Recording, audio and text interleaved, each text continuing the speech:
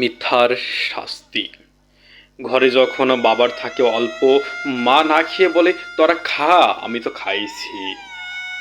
আমাদের বিশ্বাস করাতে ঠোঁটে চেপে রাখে পান। বাবার পরনে কিছুই না থেকেও বলে আমার আছে, বলতো তোদের কি লাগবে বল। অথচ সেরা লুঙ্গিটা লুকিয়ে রাখে আড়ালে, যাতে আমাদের চোখে তার অভাব না পড়ে। তখন মনে মনে বলতাম, আব্বা আম্মা শুধু মিথ্যা বলে। আজ বুঝি এই মিথ্যাই তো নিঃস্বার্থ সত্যের শেষ আশ্রয়। হে খোদা, এই মিথ্যার শাস্তি যদি কিছু হয়, তবে তাদের জন্য জান্নাত ছাড়া আর কিছু লিখো না।